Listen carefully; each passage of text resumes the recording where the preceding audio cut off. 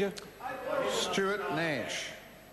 Mr. Speaker, this election, the people of New Zealand have a very clear choice. They can choose between a government that wants to sell state assets, or, Mr. Speaker, they can choose between a Labour Party that has delivered a clear, bold economic plan that will allow every single New Zealander to retain ownership of the assets that they currently own. And, Mr. Speaker, we will plug a hole in our tax system that means at the current time it is inherently unfair. Mr. Speaker, there is a choice between a party that will give a hard-working New Zealand family $1,000 extra a year, every single New Zealand family $1,000 extra a year, or a party that gave someone that earns $1 million a year $1,000 a week. The top 700 people earn over $1 million a year, and those people got $1,000 a week in the hand, when for the good, hard-working, struggling people of Napier, they received about $11. And the price of petrol ate that away, let alone everything else. But, Mr. Speaker, I'd just like to run over some of the comments a couple of the previous speakers have talked about. Jonathan Young, there's an expression that goes, lies, damn lies, and statistics. You can use statistics for anything you want, but we know there is only one poll that matters. To quote a former Prime Minister of New Zealand, Ken Bolton, there is only one poll that matters, and that is the poll on the 26th of November. Jonathan Young told us what he thought, but I don't believe that many people in New Zealand really care what Jonathan Young thinks. I don't think they have anything. But Jonathan Young did say that the party took the sharp edges of the recession off for hard-working New Zealand families. Well, I don't know about that, Mr. Speaker, because when they gave $11 a week to the hard-working people of Napier and the price of petrol went up by $15 a week, and yet if you earned $1 million a year, you got $1,000 a week. That is not particularly fair as far as I'm concerned, Mr. Speaker. We had Aaron Gilmore stand up. We had Aaron Gilmore stand up and say, the government should not be in the business of owning business because of the risk. Well, that's a tired old argument, Mr. Speaker. It's a tired old argument. But what I say to Mr. Gilmore is, what about the risk of not owning our key infrastructure? What about the risk of foreigners owning our key infrastructure? And there are many examples. There are many examples of foreigners who have come in, bought our assets, stripped them, raised up the price, and you know who suffered? The good, hard-working people of New Zealand. The last major piece of infrastructure that was sold was Contact Energy by Mr. Bill English.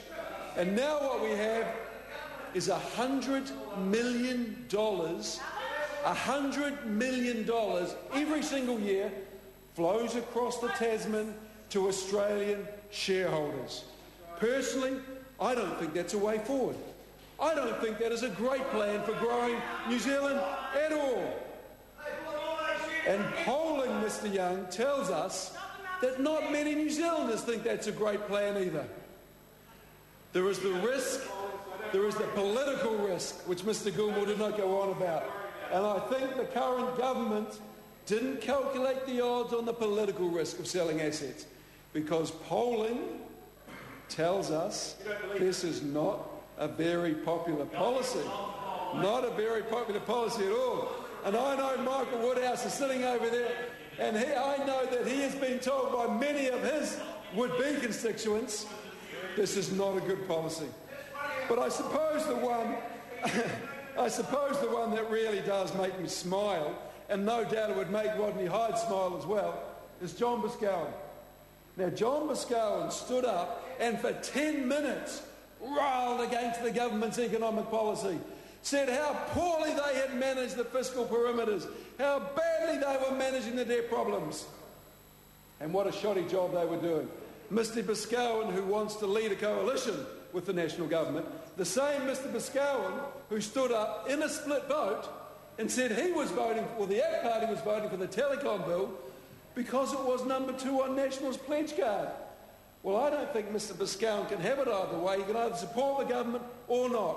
What the House heard was the leader of the ACT Party, sorry, it should be Rodney Hyde, but the parliamentary leader of the ACT Party stand up and give a damning speech against the economic management of the national government.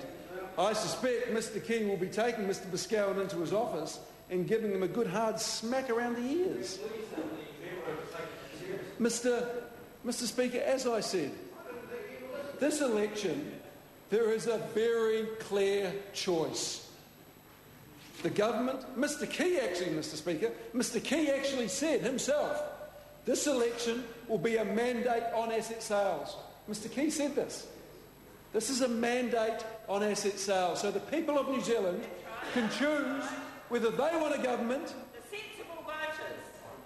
whose only plan for economic growth is to sell state assets. That is the choice. Sell state assets, or you can do what the Labour Party has said needs to be done. Retain our state assets in New Zealand ownership. We all own them anyway. These are assets that have been built on the blood, the sweat and the taxes of the New Zealand taxpayer over generations, Mr Speaker, and they will be sold on a declining market by the blink of an eye. They'll be gone by lunchtime. Gone by lunchtime. And you know what, Mr Speaker, once we sell those state assets, you can never get them back. That is the travesty of this. So what Labor did, Mr Speaker, is we came up with an alternative because the Labor Party does not believe the sale of state assets is a plan. So we said there needs to be another option.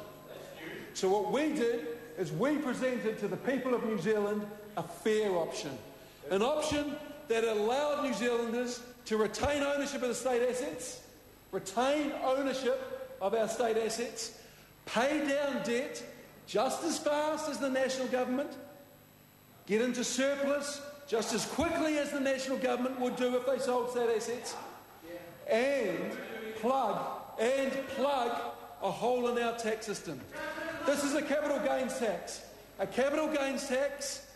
that will affect only 8% of New Zealanders. Only 8% of New Zealanders. 92% of New Zealanders, Mr Speaker, pay their fair share. They pay their fair share. 8% of New Zealanders will be affected by a capital gains tax, Mr Speaker. That is all. It is not an imposition on the vast majority of New Zealanders. And, Mr Speaker, the figures are not Labour's. The figures are not Labour's.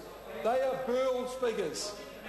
In fact, Mr Speaker, when Burl came back to us with the figures for our capital gains tax, we said to them, goodness me, this is a much more pessimistic outcome, a much more pessimistic forecast than National used in its budget.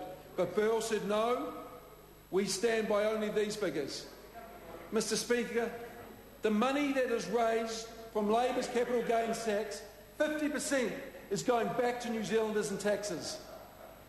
38% is going to pay off debt, and only 12% of that money is going into programs to help New Zealand families, to help New Zealand children, and to bring back programs that have been decimated by that government.